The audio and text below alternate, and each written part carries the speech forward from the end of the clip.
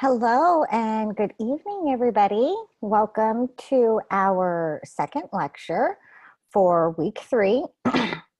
And hopefully everybody's been having a good day today and feeling caught up, or if you're not feeling caught up, at least feeling like you can. And I'm here to tell you that you can, absolutely.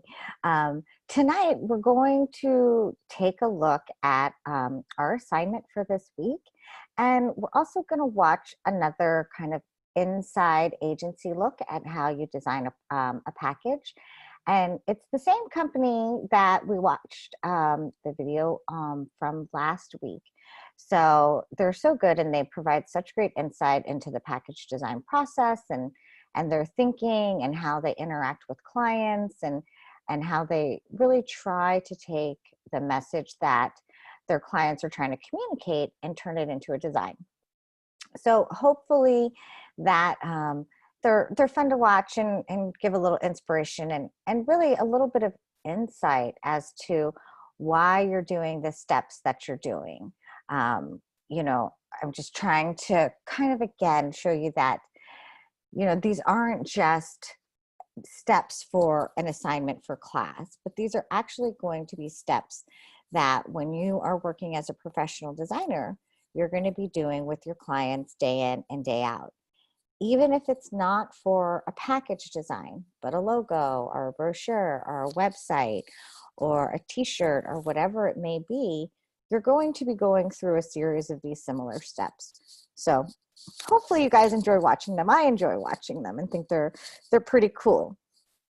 So let's go ahead and dig into our week 3 assignment.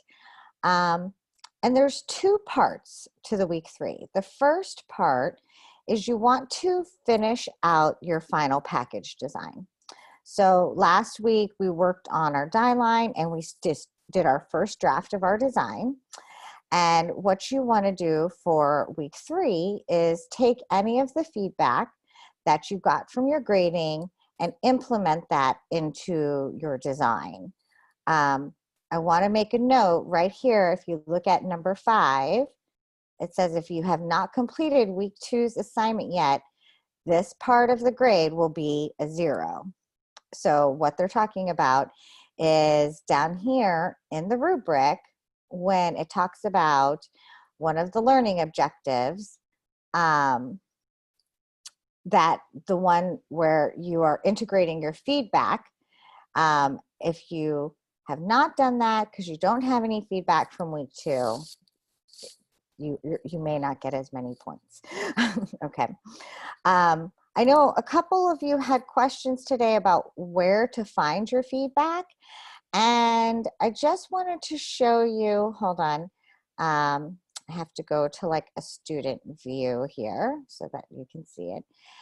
All you have to do is if you click on grades, those are your grades, and if you scroll down to your week 1 or your week 2 or whatever, we'll go to week 2 and click on that. Right up here in the right-hand corner. Hi, Larry.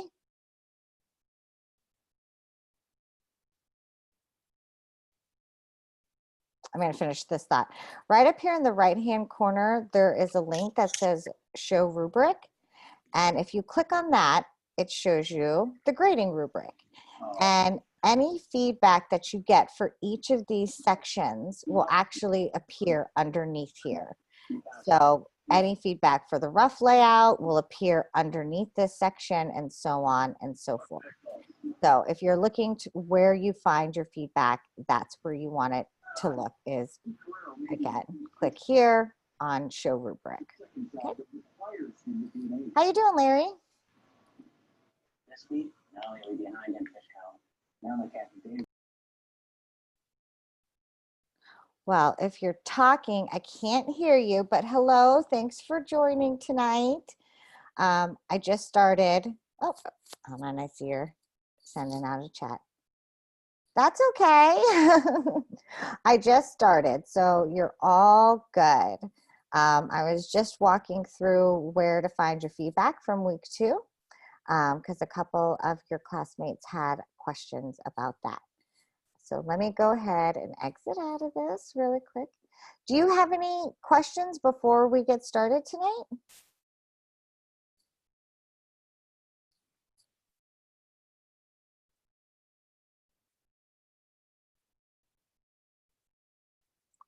Larry, can you hear me? Oh, it's okay. You're not alone. Well, I'm going to walk through again our assignment 3 for tonight. So if you have any, I understand. Larry's just saying it's been really crazy because he's working and he has 2 classes. So I understand completely. And but it's okay. There's still time to get caught up. Is there anything particular that I can help with, or any questions that you may have about your week 2 or your week 1 assignments?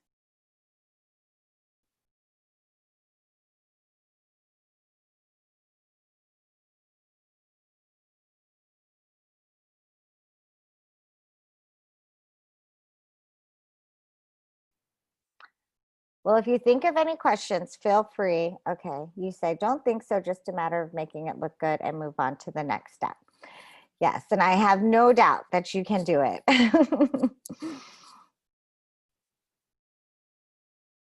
Okay, so I'm gonna go ahead and start walking through assignment 3. And again, Larry, feel free, you can unmute yourself if you want, if you have a question. You're the only one here tonight. And yeah, feel free to jump in, or if you want me to walk through anything as I'm doing it again, just don't be shy, okay?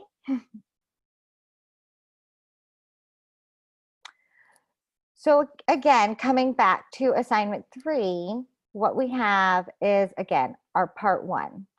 And part 1 is to take the feedback from your week 2 submission and integrate it into your final composition, your final design for week 3. So hopefully that feels very, very approachable to everyone.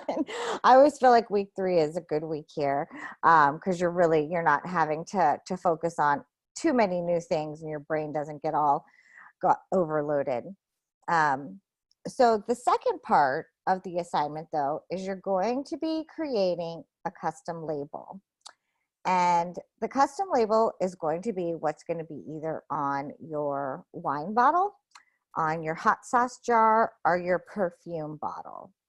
And what you want to do is make a label that's going to complement the design for your actual packaging, okay?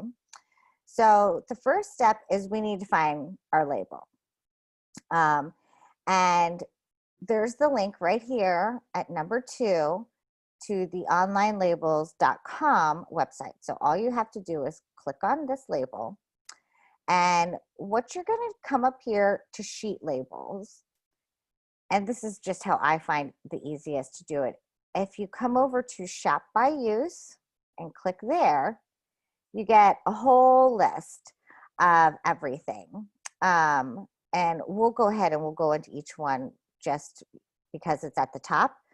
You'll find the perfume or cologne label under bath and body labels. And if you scroll down, you'll see right here, it says perfume bottle labels. Now, you have a bunch of different shapes to choose from. You can choose rectangles, squares. They have these kind of rounded rectangles here, bigger squares. I thought they had circles in here too, but no. Whichever one you want to use, it's up to you, okay? So there's no, hey, you have to use this exact label. Totally up to you. Whichever one you think is going to be the best for your design and your vision and to communicate your mood and your message, that's the one you should pick. So just for, again, ease of use here for tonight, I want to do the 1.5 inch squared one, 1.5 inch by 1.5 inch. Then that's all I would do. is take 1.5 inches. I'm going to come into Illustrator and I'm going to, Larry is saying he wasn't able to save one when I was looking the other day though. What weren't you able to save?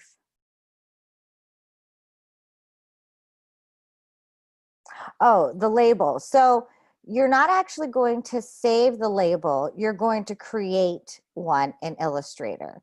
You're just going to be using this as a reference for the size. Okay. Does that make better? Okay. So if I want to do the 1.5 by 1.5, I'm going to come into Illustrator and I'm going to do File, New, and make sure I have inches selected, and I'm going to do 1.5, 1.5, and I'm going to do 2 because maybe I want to do a front and a back, okay? And then you want to make sure that you have at least your 0.125 inch bleed around all of the sides, and then just click Create. So here we go. And now we have our art boards for our labels, for our perfume cologne labels. Now, I think here too, Larry, if you're ever wondering, underneath here, there's a view label template where you can just click on that and you'll see right here, there's a PDF template. And if you click there, you can download, whoops, you can download the entire sheet, but just by clicking download. And then you would come back into Illustrator and go into your downloads folder and click on there. And you'll get this sheet. So, you know, I think this is a lot harder just because you're not going to fill in every single square. You only need 2. But if you prefer to do it this way, you absolutely can, okay? So let's also look where we would find the other ones. We'll come back here again, oops, shop by use. And then if you're doing the wine, you want to come down to bottle labels, and then you'll just click on wine bottle labels. And then again, you have a bunch of different options here, particularly for the wine label. Oops, there you go. You have a long label for the front, which is this part right here. You have these arched ones with the little rectangle and a half circle. This label right here, this is actually something that would go around the neck of the wine bottle right up here if you're seeing it. That's what this one is. But you have a lot of different options. But it's the same process, whichever one you want to use is totally up to you. So if I want to do this one, which is the tall rectangle, that's 3 inches by 5 inches. So I would come in to Illustrator, create a new document, and I'm going to do 3 inches by 5 inches. And I'm going to have 2 artboards because, again, I want to do my front and my back, and then my 0.125 inch bleed. And there we go. And then our last one is the hot sauce. So if we scroll down and come to the food and drink label section, you'll see about halfway down you have hot sauce labels. And again, you have a bunch of different shapes to choose from.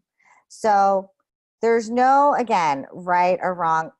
These round labels are, again, something that might go up here on the neck of, if you see where my cursor is, of the hot sauce bottle up here. So you're not required to do anything for the wine or the hot sauce up here in the neck, but if you want to, absolutely go for it. But it's not required. So again, you just want to pick the shape that you think is going to work best with your design. And let's say maybe I want to do this one, this 2.5 by 2.5 square label.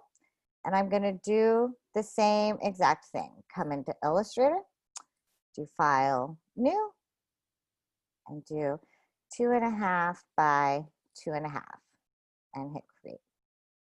Okay, so depending on, again, which one you end up using or which product you're actually designing, that's where you'll find the 3 labels that you're going to use for the second part of assignment 3. Does that all make sense, Larry?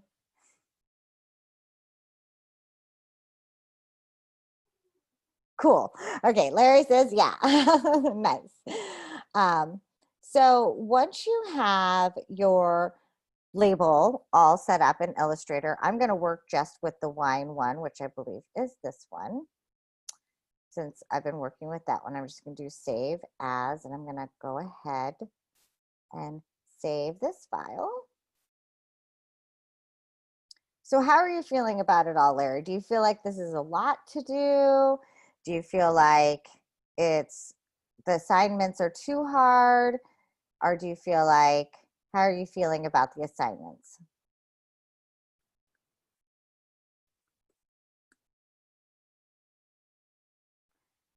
It's been, Larry's saying for him, it's been more concentration. Cool. But you don't feel like you're like, oh my gosh, this is just way overwhelming. I'm totally not seeing the process or how this all works together or anything like that. It's all kind of making sense though. Okay, so I was like, let me go ahead and just talk. Yeah. So for me, like with assignment 1, it was like, how basic do we really get as far as putting the information out? I kind of got something worked out where I got spacing for images, color scheme, things like that. But texture and shape, I wasn't sure if I should.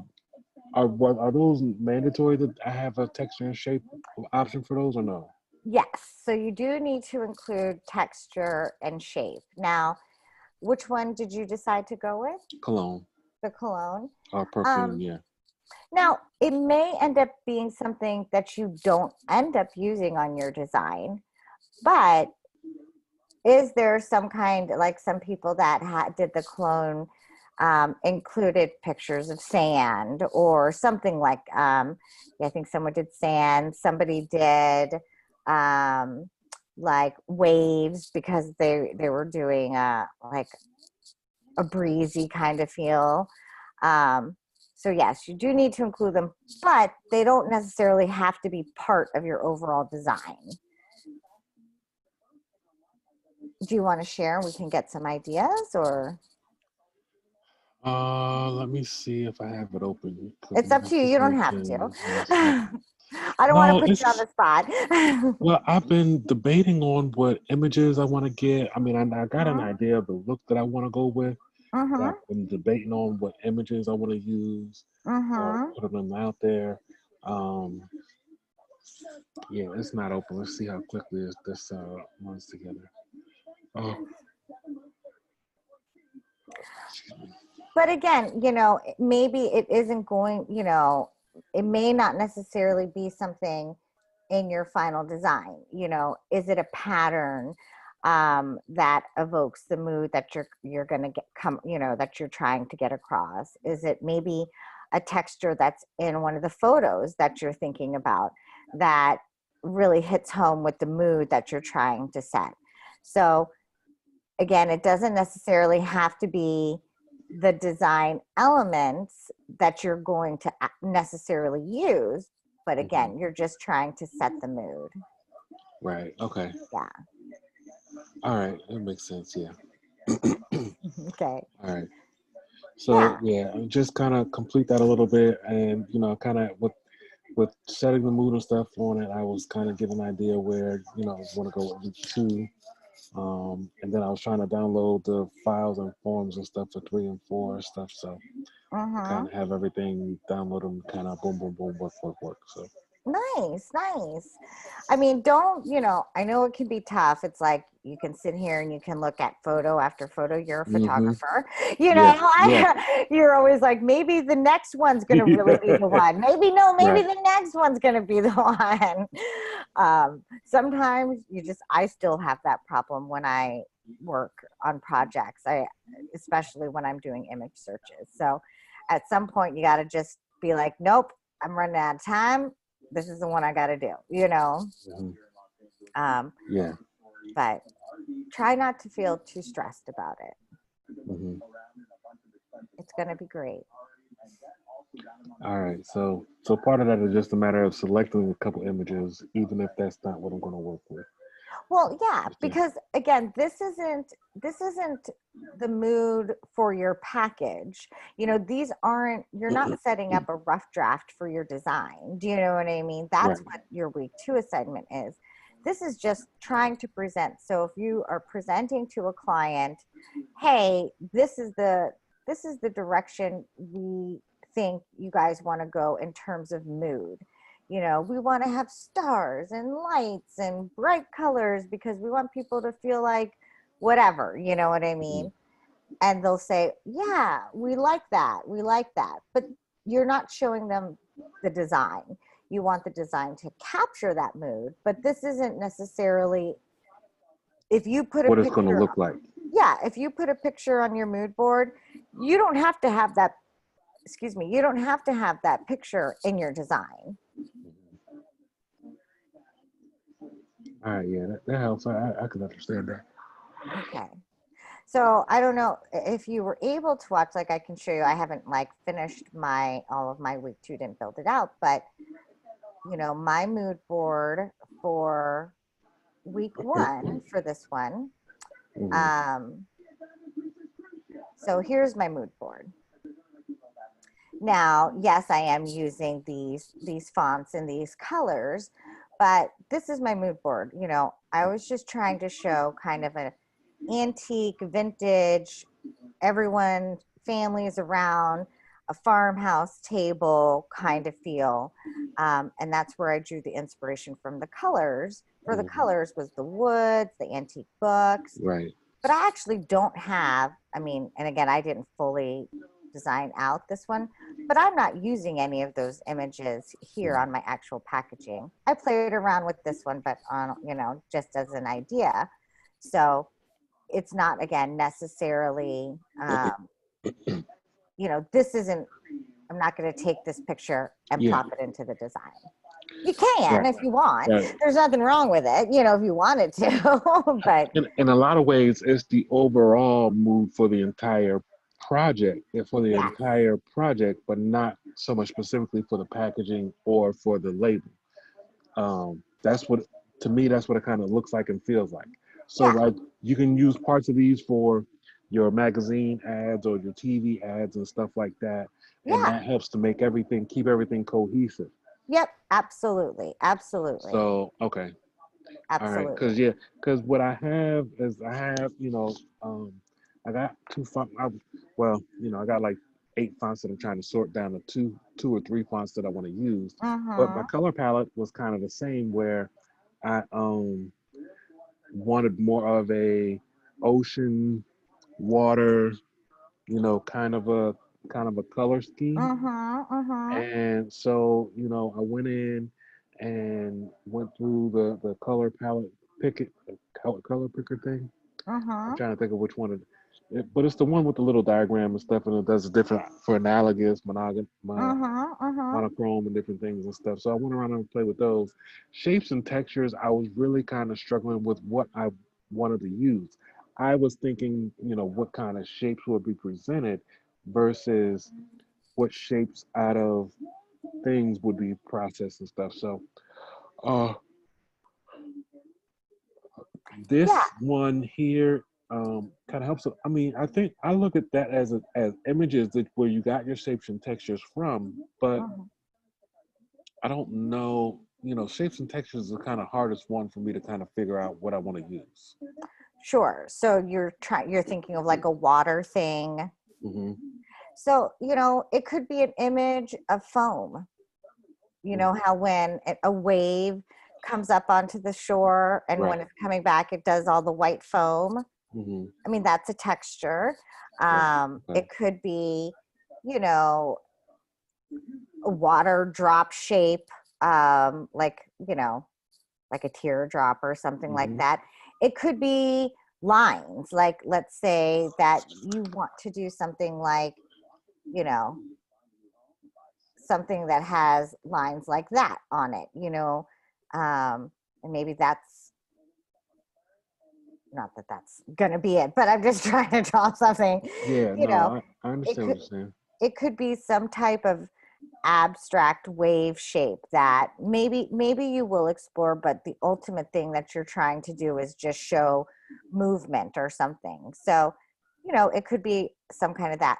If you come out to like Google and do like shapes of waves or something, and look at images, you can look around. Well, none of these are really, but you could play with some of these abstract patterns, something like these, again, just that's creating the movement like of the water.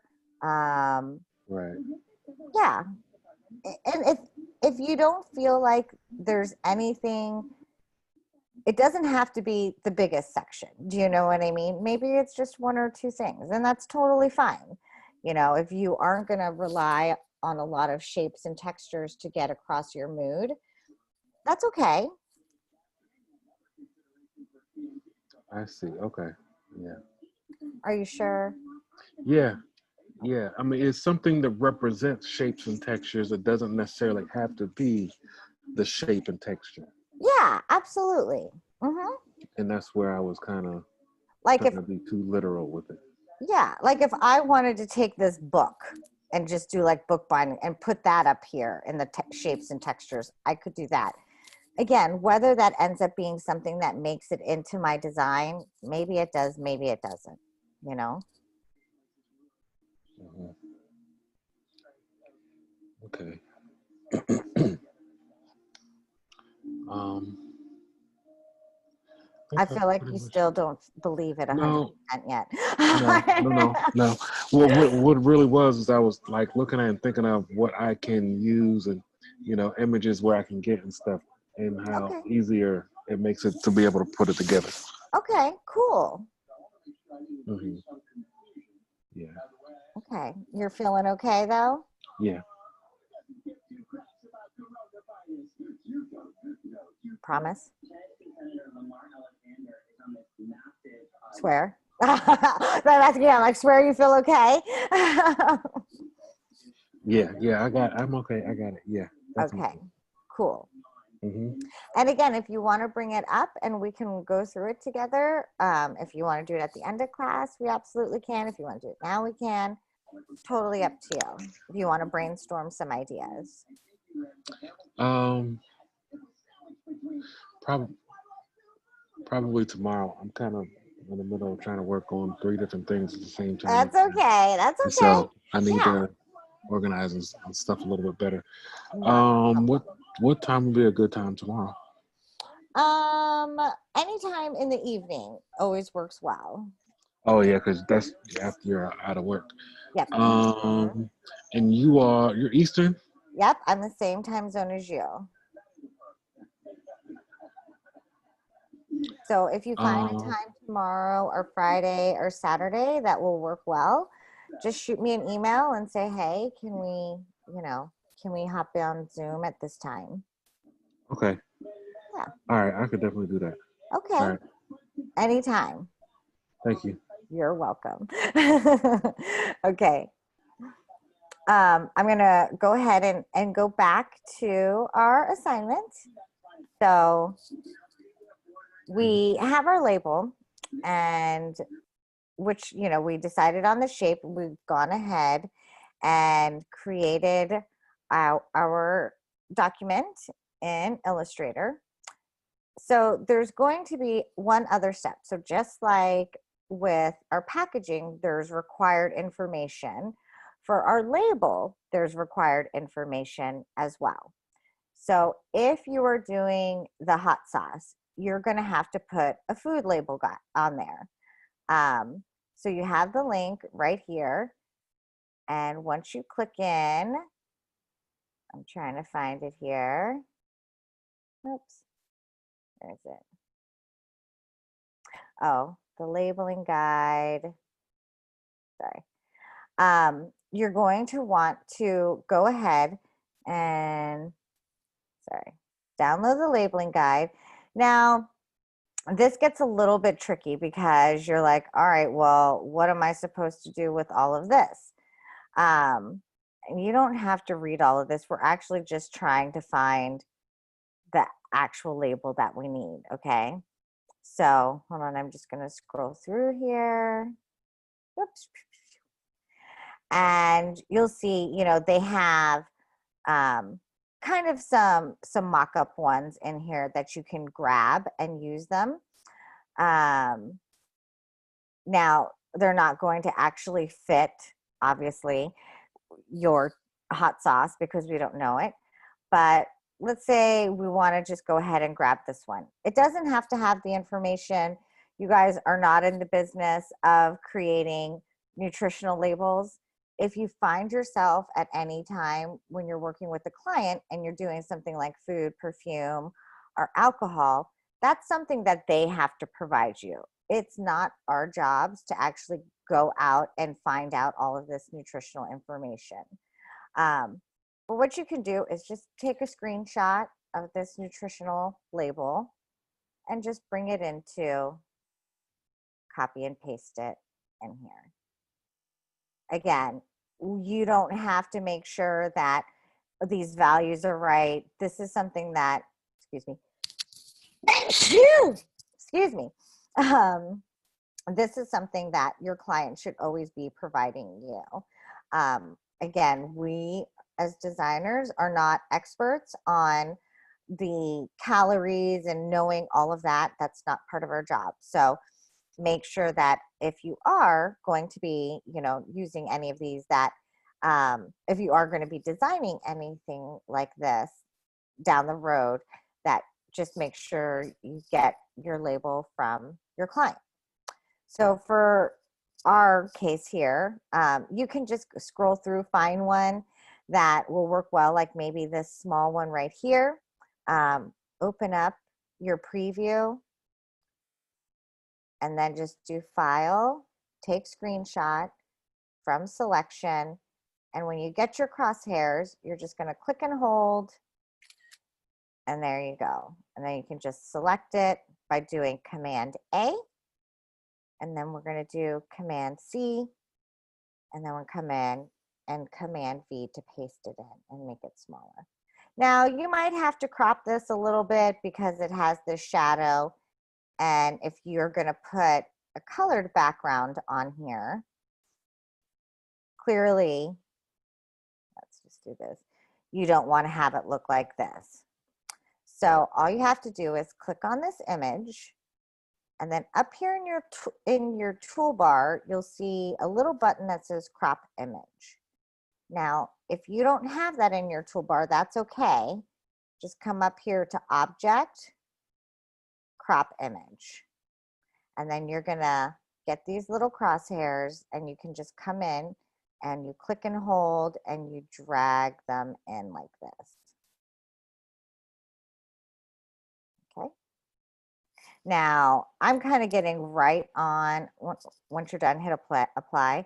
I was getting kind of right on the black, but what you could also do is come inside the black so that you're going to crop out all of that and hit apply, and then just draw a square around it, and we want to have it have no fill, and then we want to have it have a black border that's maybe a 0.5 stroke width. So there you go. So that's, again, just an easy way. This is for the hot sauce, that you can do that and crop it out so that it fits really nicely regardless of what kind of background it's on. Okay. Now, if I'm going to do the wine, then I come here to the alcohol beverage one, and I click on that PDF. Oh, it says the page we're looking for is not. Let's try this again. Might have to, let's see. Might have to check this link for you guys. Yep. Let's see where it has gone. So I'll have to check into this one. I'll let everybody know. Either that or I will post I will post the label guide for this one. And we could probably do a quick Google search here. Let's see.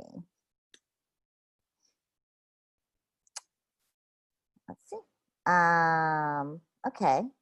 So we have what to expect, the required labels for any beverage that for alcohol. So if we do this distilled spirits one, mandatory label information, type and size, stain, let's see. Let's do the mandatory label information. Sorry. I will find the right label here for you guys since it's not correct in the assignment, and then I will post that. So let's go ahead and keep looking. And I think for actually the alcohol, we just have to make sure that we have the size, the milliliter size, and the alcohol content, and if it contains sulfates. So if you're doing the wine, like I was doing, you need to make sure that you have this milliliter, our contained sulfates, and our alcohol content. So those are the three. You're not going to have an actual nutritional label. So as long as you have these three elements on your wine packaging, you're going to be good to go. Okay.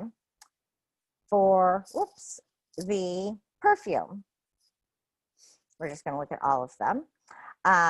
The same thing, you actually aren't going to have a label like you will the nutritional label for the food. What you have to include, if we look at here, is,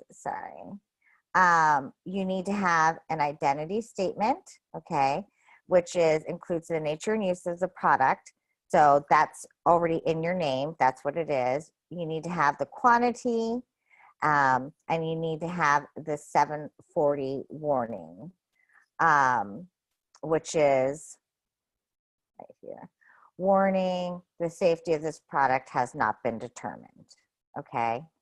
So for the wine and for the cologne, you're not going to have a nutritional label or any type of formal label that you have for the hot sauce. Okay. But for the cologne, you have to make sure that you include these three pieces of information. Okay. Which is already in the required information sheet. So just a little heads up that if you make sure you include everything from the required info sheet, then you're going to be good to go. And then for the wine, it's making sure that you have the milliliters, the alcohol content by volume, and the contains sulfates statement. Okay, so those are the required pieces. Are you still with me, Larry? Did that make sense?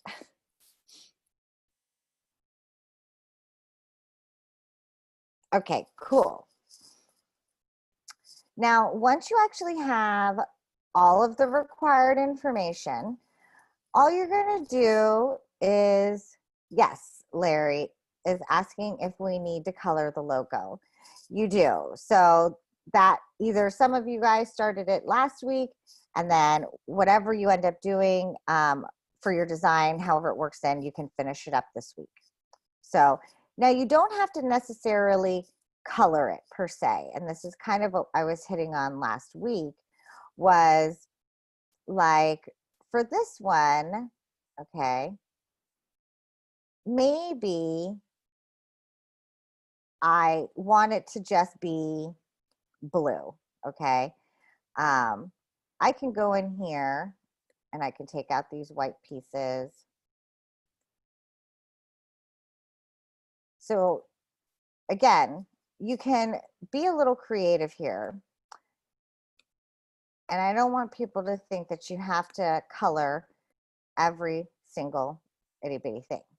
So let's say I want this to be this orange color, okay? I would just double click here. Now, this is what I was kind of going through last week is all of these logos are parts of groups and their paths and everything, or their compound paths and masks. The only way you're going to be able to color them is to actually start clicking into them so that you're getting into those masks and those compound paths. So you see, every time I click up here in my breadcrumbs, I'm going one more layer into it so I can isolate these individual layers here. All right.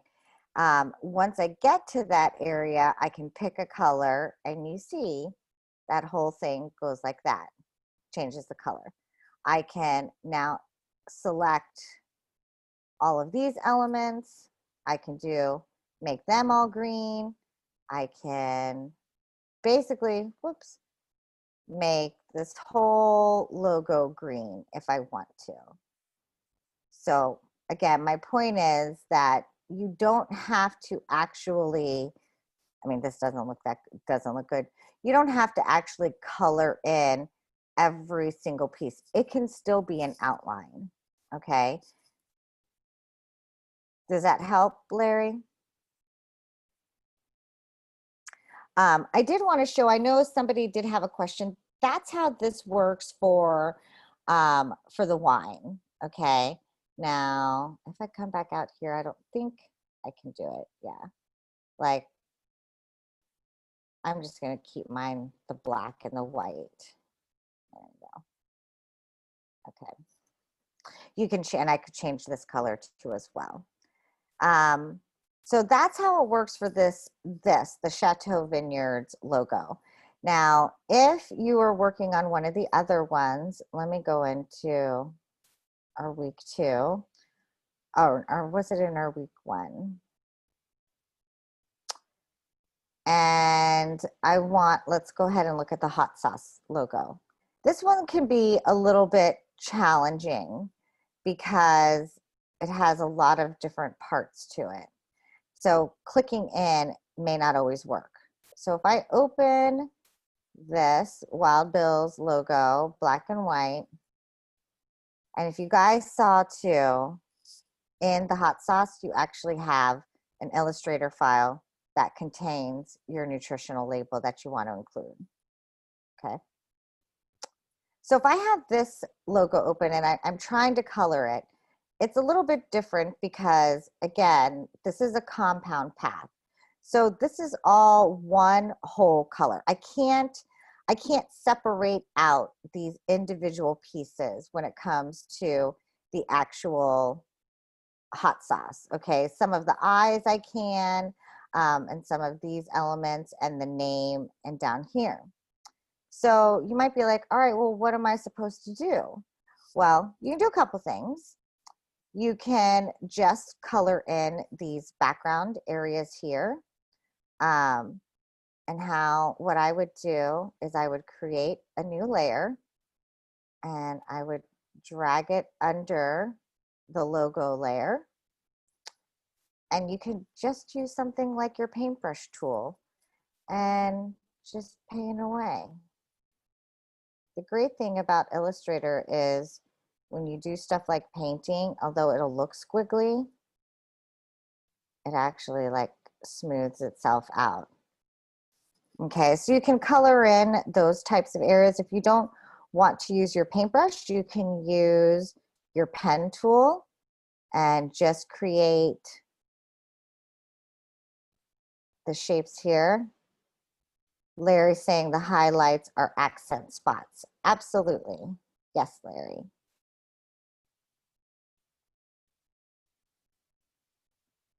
So I can do it this way, okay?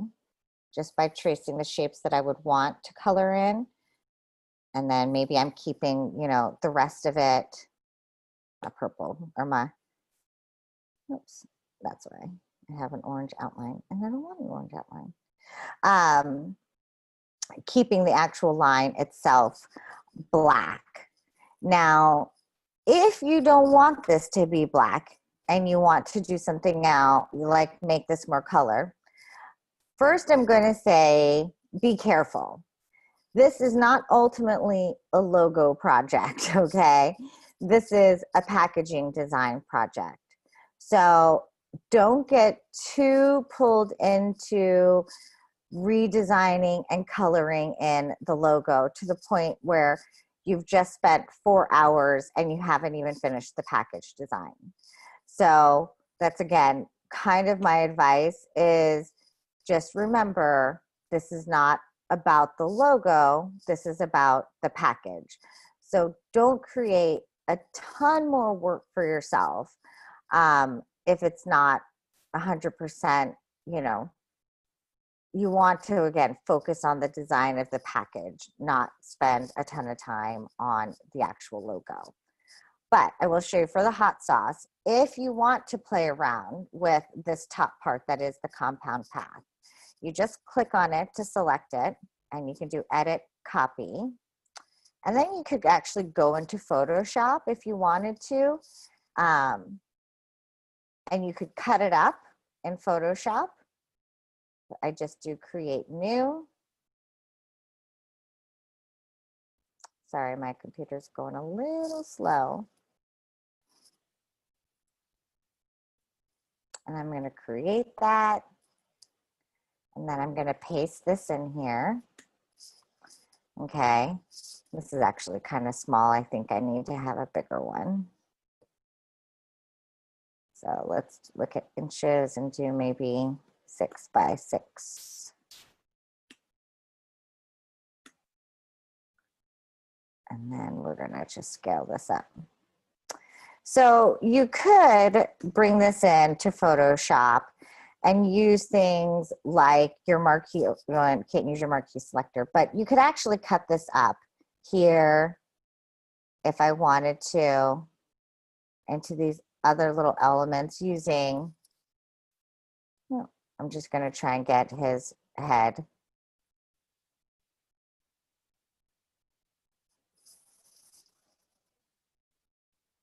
Using my marquee tool. Okay, so I could do something like that, copy and paste it, and then I've got his hat isolated, and I could, you know, then use my marquee selection and fill it in with the color. Okay, but again, I want to remind everybody, oops, I didn't get it all, that this isn't a logo design class, okay? I know that someone specifically had a question about this Wild Bill one. And again, you can't, unless you want to do it in Photoshop, then you really can only play with the background by coloring in those areas. You could also do, you know, whoops, that's not a good color.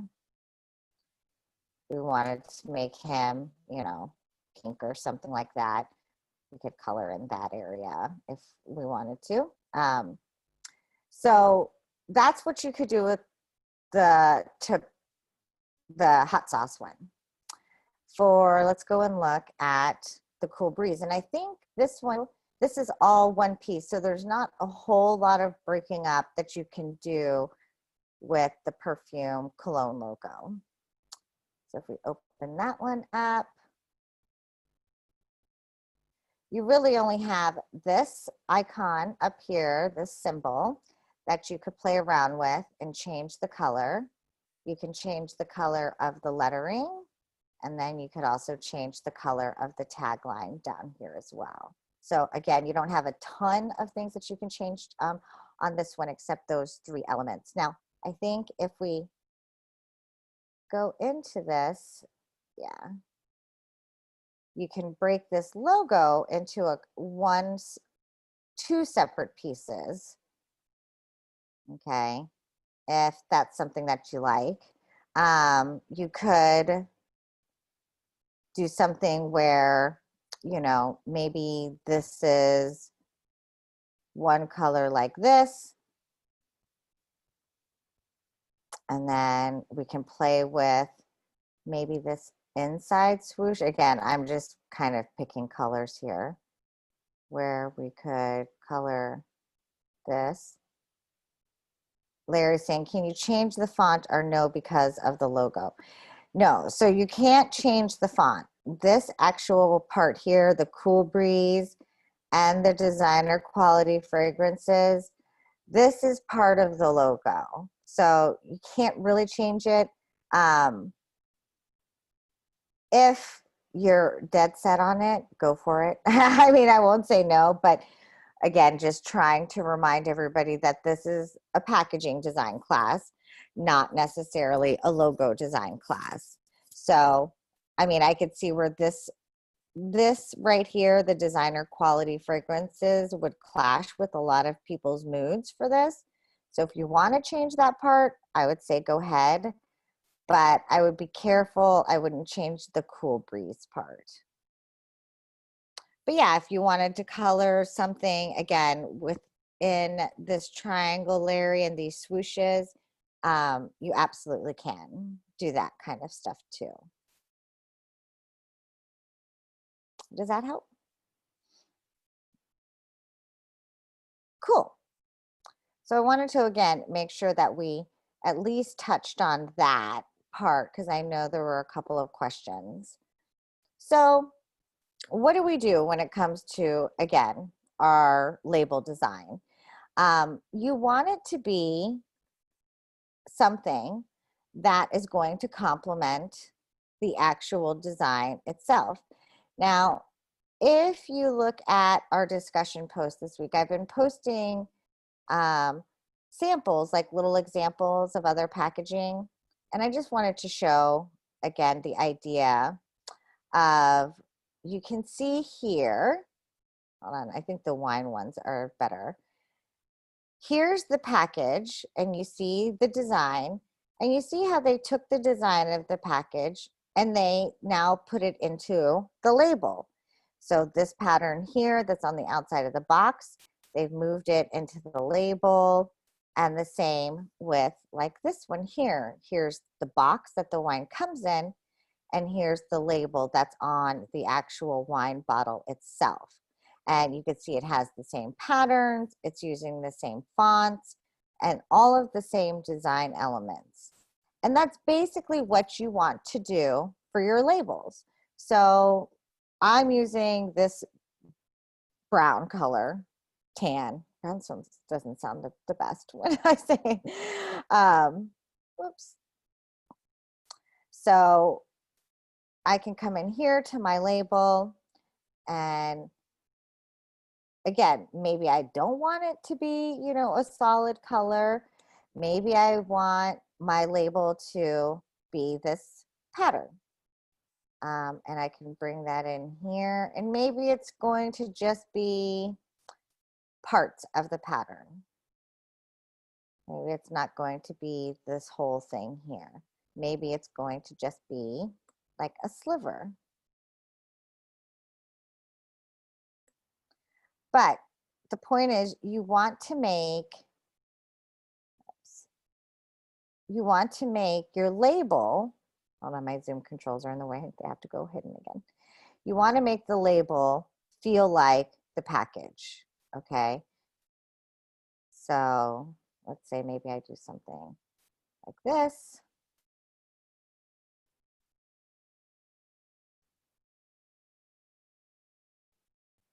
And how you do that is you repeat the elements that you use, on your packaging on your label. So if you're using a color, you want to use that same color. If you're using a pattern, maybe, whoops, explore how to use that pattern. If you're using an image, can that image be brought in?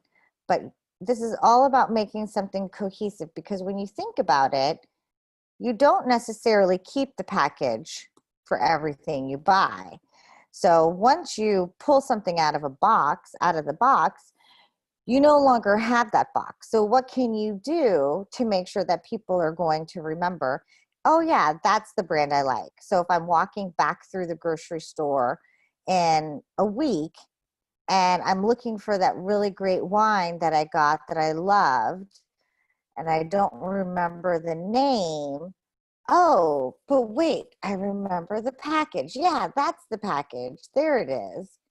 So that's what you're trying to make sure that you can establish, is that recognition, because people are going to look at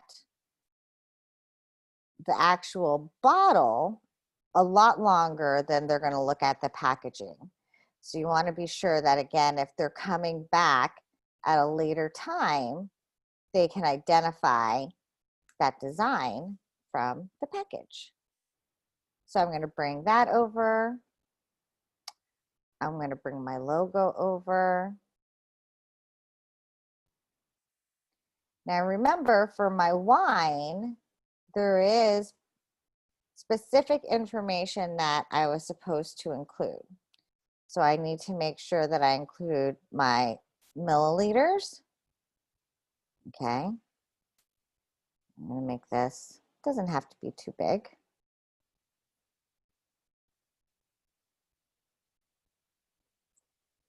And then I need to include my alcohol and my contained sulfates. And these are the two required pieces of information that I have to include.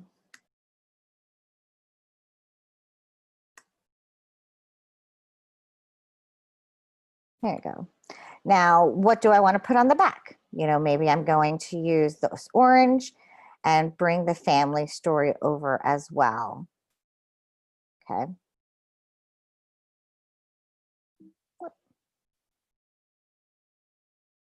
But you can see how what I'm not necessarily creating anything new here.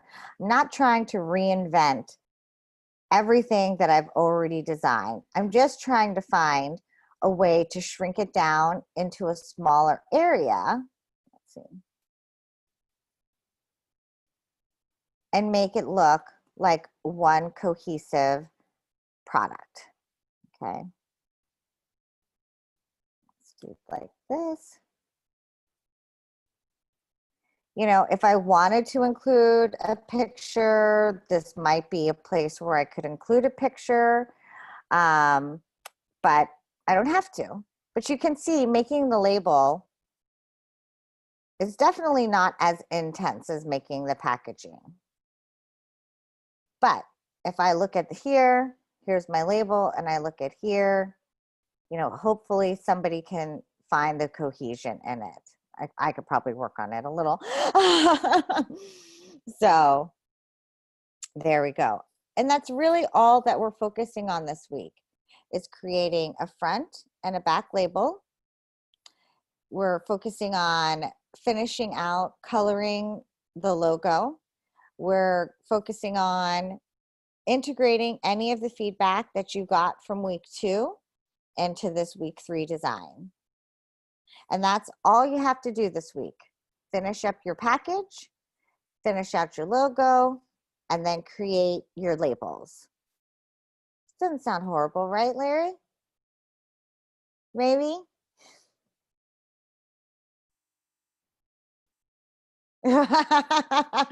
I know. But I promise you it goes faster than it feels. Now, once you have all of that done, you're going to take your final 2D design and you're going to save it as a PDF. Okay. You are not going to be turning in an Illustrator file. So let me just repeat that. You will not be turning in an Illustrator file. You're going to be turning in a combined PDF file. So I'm going to save this Illustrator file as a PDF. Oops. Hold on, I'm going to go back to the assignment here.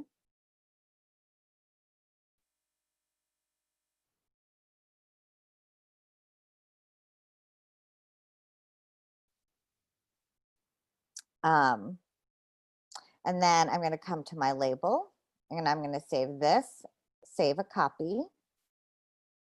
Under format, I'm going to select PDF, click OK. Sorry, click save. I uncheck these preserve, illustrator, embed, because it just makes the file larger, and we don't need to actually open this PDF and edit it again. We want to always edit the actual Illustrator file itself.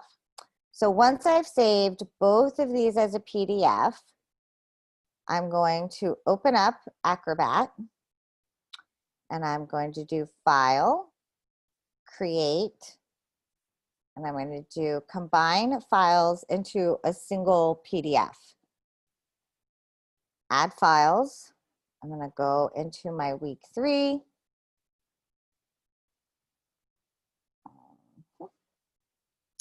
And I'm going to grab my 2 PDFs and combine them. And there we go.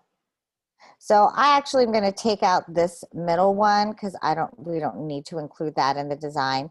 So all I have to do is over here in this side, you'll see this little pages icon.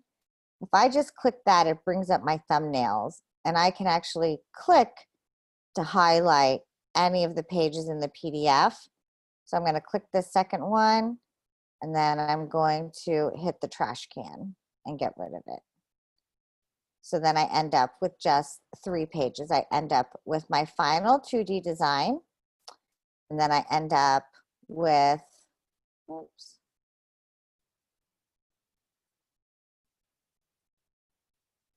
my front label and my back label. And that's what I'm going to turn in, is that combined PDF. Oops. Let me just save it here.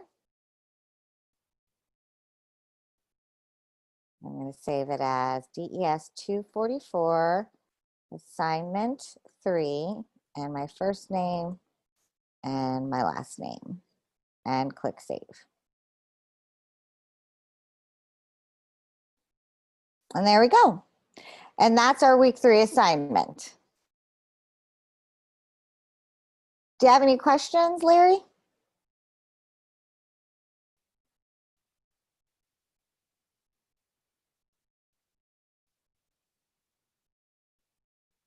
No?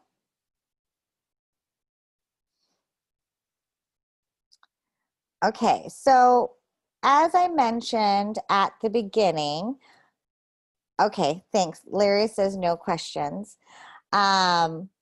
I have one more kind of inside the agency documentary or little video that I wanted to share with you guys.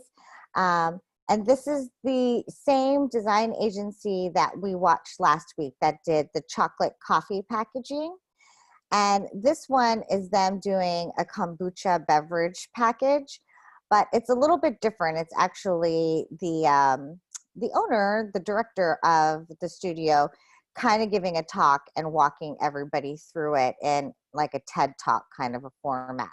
So I wanted to go ahead and share this with you guys again, just to kind of keep us thinking about how this applies to, you know, projects that we would work on with clients. And again, really trying to show you that, you know, the discussions that we're doing, the assignments that we're doing, you know, we're not just trying to make life hard. You know, these are actual steps that you do when you're in the design process with the client and working on a project. Okay. So before I hit play, Larry, is there anything you want to go over? Is there anything you want me to touch on or anything like that before we watch this? It's about 25 minutes.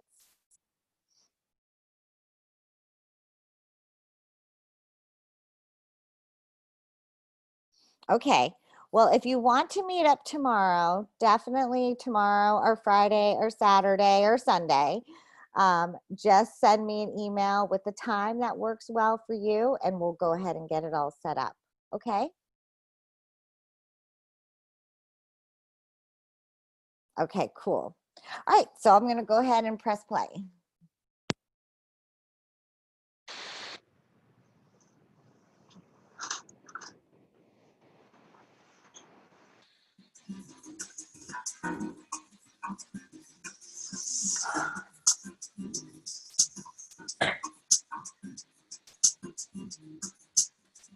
Everyone, it's Aaron with Do Good Work. We've been getting a lot of requests from you guys asking us, how do we take on a rebrand project? So recently we were asked to do a lecture at Art Center. It's a design school here in Pasadena. And so we were given the opportunity to share our process and provide insight on how we take on rebrand projects. So one of the projects we did recently is for a client here in Los Angeles. It's a beverage company, and we were approached by them to do a rebrand of their packaging, and this is what it looks like. It's called Better Booch. This is the bottle. That is the can. And so we were tasked to not only rebrand their packaging, but to repackage it as well. So in today's lecture at Art Center, we're going to be sharing the sort of A to Z, how do we think high-level process of taking this brand into the next step. So come join us.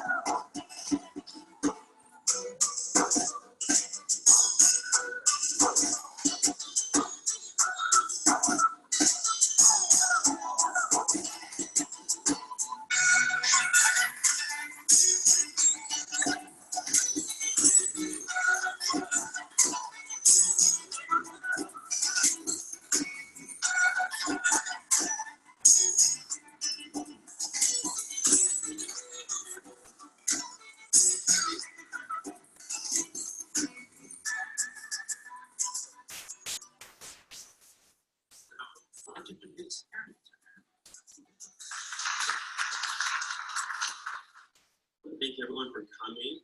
It's awesome to be here.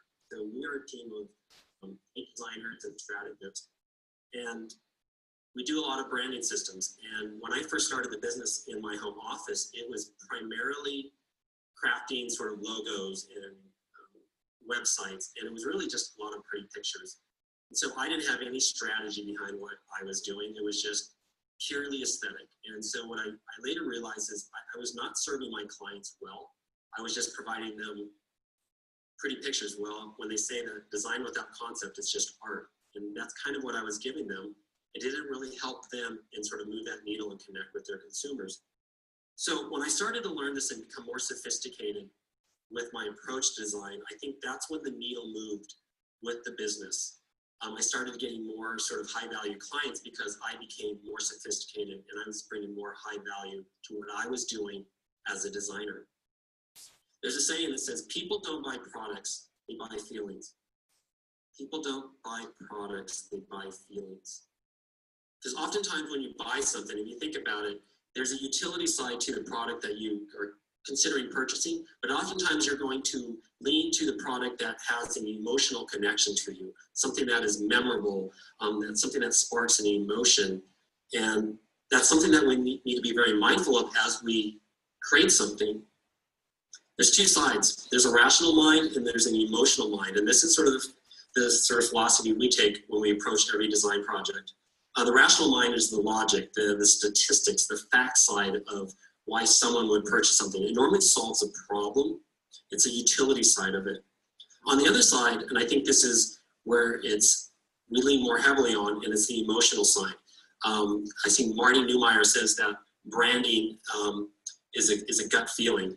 And it's what they say it is and not what you say it is. And I think that is really sparked by what their emotions are, that sort of visceral level of branding. And so you want to focus on both spheres, and in the middle, there's that secret sauce. So to prove my point, I'm just curious, does anyone have any idea what this is? I heard some answers. On top, that is what is called a SCOBY. And yes, I had no idea what that was when I first saw it. My wife was making SCOBY, which is an acronym for a symbiotic culture of bacteria and yeast. And my wife had a canister or a jar on our kitchen counter, and she was making what is known as kombucha. And that's a living organism that when it ferments with tea, it creates this unique sort of fermented flavor sort of And the longer you ferment it, it starts to get some sweetness out of it.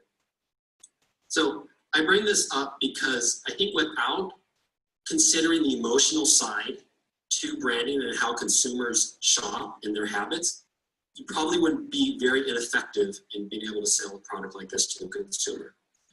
Which leads me to a project, and I want to walk you guys through a case study of a client that we got maybe about 7-8 months ago. They are called Better Booch. They're an existing brand. They've been on the market for about 6 years. They are SoCal based. I think they're located here in Silver Lake. They approached us because they had some problems. And I say that because when I got into the creative field, I thought it was all about designing. And as I've gotten older and more mature and are starting to work with more clients, what I realize is design is about problem solving. Clients will come to us because they have a problem, and it's our job to solve it. And so that was the case with this couple, Trey and Ashley. They started out as musicians. Ashley was a very respected singer. She sung with the likes of Rihanna, Justin Bieber's girlfriend. I can't remember, Selena. Was that right? Okay. I'm not a millennial, but still trying to keep in touch. And then Trey, he was also in the music industry, and that's how they met. He was a writer. He also played instruments. And I'm telling you this story because one thing I like about working with entrepreneurs or startup companies is when you work with them, they are really an extension of that brand. And so when we're working with them, I want to be as intimate and knowledgeable and create as much insight on who they are, because oftentimes their DNA is sort of in the brand itself. And that's oftentimes why they created that brand to begin with, because it was something that was really meaningful to them. In this case, Trey, his sister was diagnosed with cancer, and she started to drink kombucha because it had a lot of health benefits. It had sort of like gut healing has like 1 billion probiotics. And so Trey became interested, and then he started brewing kombucha as well. And then Ashley, she actually grew, or her job in college was working at a tea house. So they both had interest in tea, and so they started making kombucha. I mean, it's very common to a lot of entrepreneurs is they sort of create this proof of concept, they get it off the ground, and they just don't quite know what to do with it. They oftentimes, a lot of their branding is very reactive, and it's oftentimes done by their neighbor or their cousin or someone who knows someone who can design. And so that's where they approached us, and I'm going to walk you through this, how we rebranded Better Booch, and our process on how we do that. Bahina mentioned it, and I think as she evolved as well, she started to realize that, you know, design shouldn't necessarily be about a competition, and it should be rooted in strategy, because I believe all of your moves should be predicated on why you're making the certain creative moves that you're making to address the needs of the brand, your client, as well as the habits and the needs of the consumer. And so to sort of understand and capture those insights, you have to do some research and strategy. And so what we do is we don't have a boilerplate template. We don't just plug and play, because my 20 years of working in the industry, there have never been one client that's exactly like another. And so every project we come in, we're very organic. We're incredibly fluid with our client to understand and get deep down in knowing the truths about their businesses and their flaws. There's only one rule that we have when we're doing research and strategy, and we want to address these 4 questions. Everything else is fluid. And so we want to address who are you, that's from the client side. Who needs to know, that is the consumer. How will they find out? And lastly, why they should care. Designers are like great therapists. The client has all the answers. They just don't know it. We just need to ask the right questions to extract it from them. So we don't do any sort of market research. Occasionally we'll do some Google. Why not? It's there. But normally the client has all the answers. High level, we want to address the 4 main pillars. And so the who are you? we obviously want to understand who the client, what their values are, what they stand for, and we normally do these sort of brand platform studies with them. In this case, they already had packaging. It was a rebrand, so we wanted to learn what their strengths and weaknesses were, what their successes and failures were. We want to be real with them, and I think it's super important to get to the truth.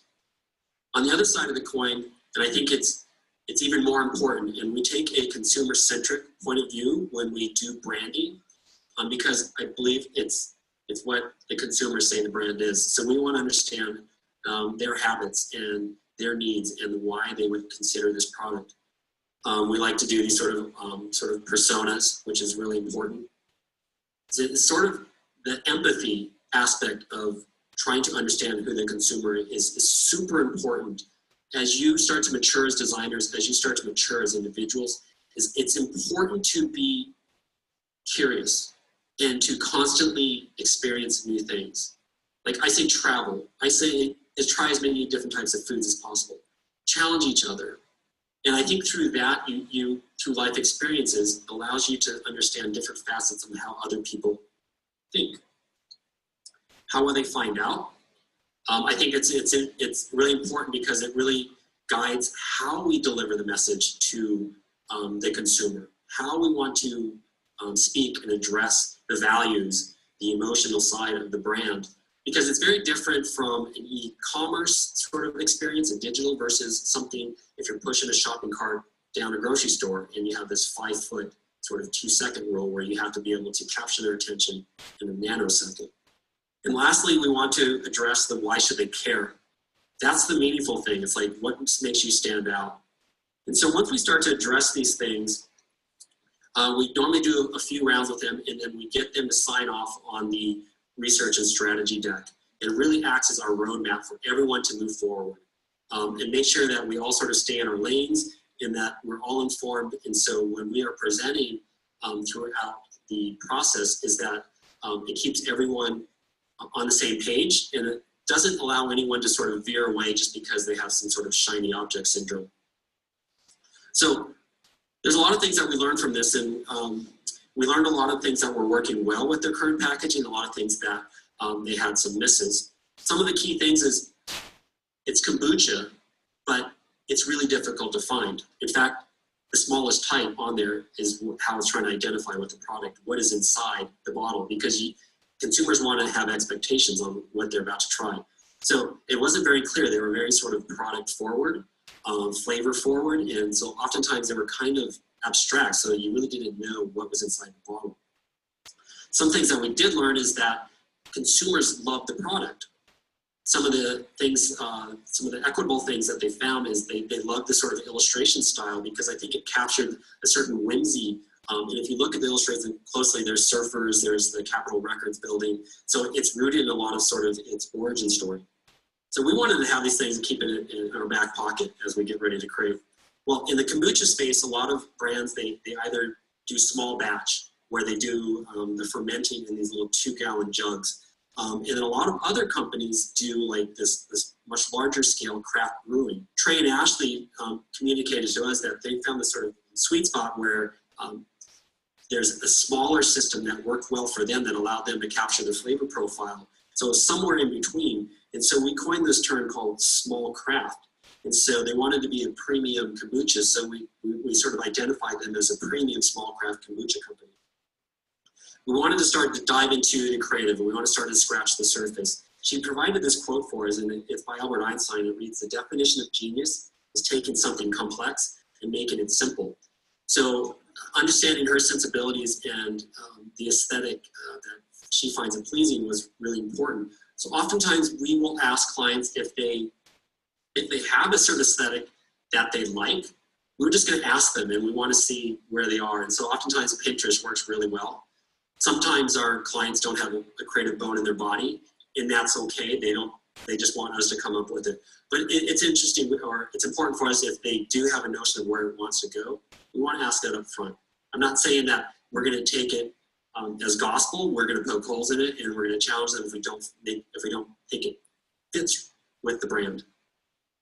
what we started to identify is there's an aesthetic that she was attracted to. And I think a lot of it was rooted from where they live. They live in Silver Lake, California. And for those of you who know the area, it's very artsy. It has this sort of, this SoCal sort of chic. It's minimalist. And so we understood that. And we wanted to break down a lot of the references that they had from the Pinterest board. And so we started applying words to it to sort of understand why she chose them rather than them just being pretty pictures. And so we started applying words like, is it color palette, is it the vibe, is it the illustration style, why we are here and what we've accomplished and why we made the decisions that we made. So what we do is we do an abridged version of the research and strategy deck. So I mentioned this research and strategy deck, and this was 120 pages. We sort of broke it down and we gave them a sort of an abridged version. I think it was about 10 pages. And really what it does is it sets the stage for them and sort of lets them recalibrate on what they're about to see and reminds them how we got here. It's also creating these breadcrumbs of ideas. So when we actually show the concepts, then they can sort of follow along. It's sort of this runway that we're creating for everyone. So this is sort of what it looks like when we address some of the challenges. We remind them this is a sort of space that we want to occupy, some key sort of words that sort of help shape where we're at. Through that, we broke it down into 4 categories, and I call them buckets. And what I oftentimes see with young creatives is they start designing and they get into a space and they're digging one hole. And they keep digging down on that hole, and all their concepts look very similar. And I say, like, if you're trying to find a solution by digging down one hole and you can't find it, digging deeper is not going to get you there. So I encourage you to dig another hole. So iterate and prototype. I want you to dig a bunch of holes. And so with the research and strategy, we have a narrowed focus on where we can dig those holes. And we want to hit both ends of those spectrums so that we can share all the possibilities with our client. So this is the first concept. And again, we want to apply words. We want to create a description. We don't like to number them numerically. We like to sort of give them a name so it sort of gets them in a mindset and a space on what they're about to see. In this case, we call it the Booch Evolution. This is something that was really close to their existing brand. And here's some of the inspiration that got us there. Our boards look something like this. Typically, they're on a white background. But in this case, they wanted something that was very Instagrammable. They wanted a brand that could really speak to millennials. And it was really important to them. So for us, we wanted to put our concepts and presentation in that context so they can look at it through that lens. So we kind of, instead of putting a white background, we gave it, so looked at as something like you might find on their Instagram feed. We also started to apply some brand voice to sort of create some facets for the brand. And of course, it's really important to show shelf sets so you can see how that brand lives on the shelf, how it stands out or may not stand out next to the competitors. So we did this, I think we did 8 concepts for them. Typically, we want to be in a range of 3 or 6. One of my designers, we went to Austin recently for an event called First Round, and there's some really large studios and they just do one concept. And that like blew my mind. It's like, you're just going to present one concept. It's like, that is like jumping out of a plane without a parachute to me. And the 2 of the designers that presented their work, different studios, one, it worked, and the other one, the client didn't like it. So I always fear I don't want to be that where it's like I don't have a safety net. So we presented 8. I'm going to only show you 6. So we want to show a bunch of concepts, and we want to give it context. Also, it's like, how do you make talking about microbiotic sexy? And so we were trying to come up with something that was very unique and fun and artistic, and this is what we came up with. We will then show a sort of like a snapshot of all the concepts. They were kind of leaning between number 6 and 3. They ultimately chose number 3, and so that was a sort of where we started to go into 4th stage, which is a refinement stage. We start to go into some of the details. One of the key things is they were concerned about how better Booch, it might be a little challenging to read in this sort of what we call this logo A, which is sort of a yin-yang style. And so they wanted to see, like, what if it were right reading? We felt like it was losing something, and so we wanted to reinforce why we felt like that was working better. And so we present these sort of inspiration boards and sort of rationale behind what we do or why we do what we do. And so they agreed, and so we stuck with Better Gooch. I also like the way the B's sort of counterbalance each other. The other thing that came up is like, what if there was an icon? So we started exploring like where maybe what an icon could be and where it could live. We went back again to the research deck, and we started to see this pattern, and there was sort of this, we call it triad. They kept talking in threes. The brand values, they were cultivate, create, and cure, and there was holistic attributes like spirit, mind, and body. There's also this sort of the California spirit. And so we came up with this mark here, which embodies all of those things. Another component is one of the really equitable parts of their previous packaging was the illustration style. So I felt it was something that was really important to have that sort of legacy. And so we started looking for illustrators. We found this illustrator's name is Chris DeLorenzo. We liked his sort of whimsical style. We broke it down into 3 potential options: a lifestyle forward, a flavor forward, or a mindset forward. We ended up going with the lifestyle forward option with the illustrations. So this brings me to a quote by Nicholas Negroponte. He says, "Where do new ideas come from? The answer is simple: differences. Creativity comes from unlikely juxtapositions." So someone who really inspires me on a day-to-day basis is my wife. And she suffers from a disease that probably a lot of you have, and that's FOMO, which is the fear of missing out. And so this is goat yoga, and she seems to always have her finger on the pulse of like, what is the latest silly thing?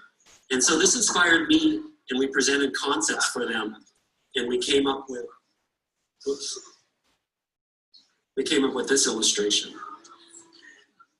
And so I love the juxtaposition, the evolution of this sort of outdoor lifestyle, the mountains with this hierarchy. And the reason why goats jump on your back is because they always want to be in the highest place.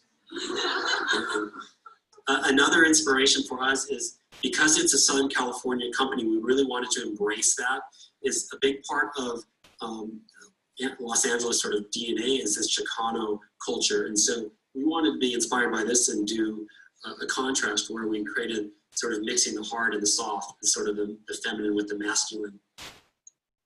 And because Ashley and Trey come from the music industry, and like I mentioned, they're part of the DNA of the brand, that Coachella was obviously something that stood out. And so Joshua Tree. So we came up with this concept, which we call Love Hurts. And so what we did is we put it on the back of it because we wanted the minimalist approach and look and feel. And so we put the illustrations on the backside of the packaging. It's sort of like an Easter egg that you find and you cherish when you see it. We also wanted to craft copy that sort of spoke to what the brand values were and expectations and what the flavor profile, as well as sort of creating a nod to that illustration that's accompanying it.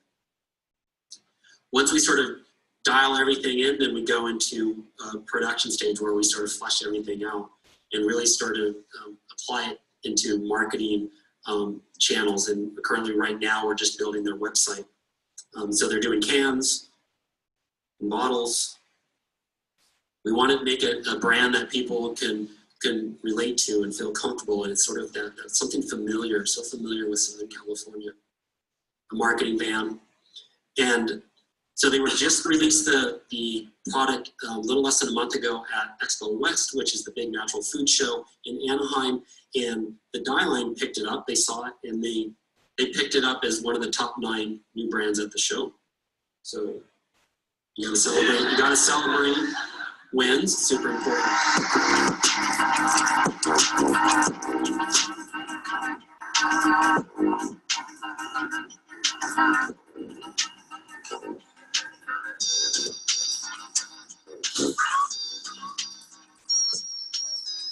Hope you guys enjoyed that lecture at Art Center. I really enjoyed sharing our process on how we approach a rebrand project. I think the focus is to put your attention on the foundation. The process is super key in finding that solution at the end. And being able to take a project like this and identifying where you can find the opportunities to take it into a place like this. So it's all, again, rooted in the process.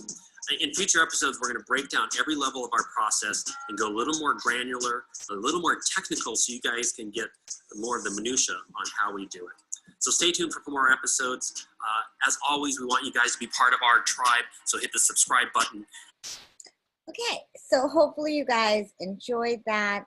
Again, a little inside look on how some design studios and design professionals kind of approach package design, and really showing how so much of the process is about that research, is about sketching, going through concepts, doing rough drafts, you know, understanding that you will never get a project, get direction, come up with a design, and then it's over.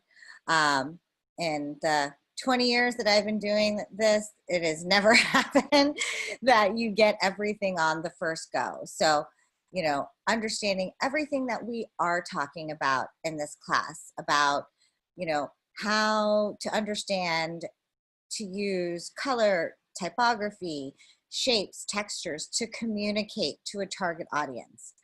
Understanding who your target audience is and how they'll respond to it. Sketching, doing concepts, doing rough drafts, taking the feedback, you know, and making the adjustments. That's all part of what we do as designers on every project, not just for packaging, but for, again, everything that we work on. So that's all I have for tonight. I don't know, Larry, if you're still there, if you have any questions, or if you wanted to go through anything.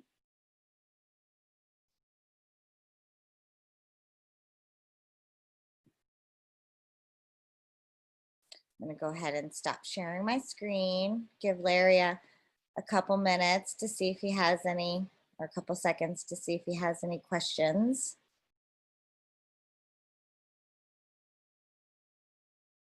Okay. So just to kind of wrap up the lecture for the week, please don't hesitate to reach out to me if you need anything. If you want to hop on Zoom and go through some ideas or some brainstorms, or if you have not quite understanding some of the feedback or anything, whatever it may be, please don't hesitate to reach out. But I know, again, times are tough right now and everybody's super stressed. I mean, I know I get stressed. I'm tired. I'm tired of hearing about coronavirus. You know, we're all probably feeling a little bit of the weight of everything that's going on around us right now. But hopefully, you know, design can be a little escape for you. And really anything that I can do to help take off some of that stress, please don't hesitate to let me know, because that's definitely what I'm here to help with. Okay. So thanks so much, Larry. Thank you so much for joining. And I'll be seeing everybody out on the discussion boards. Okay, bye-bye.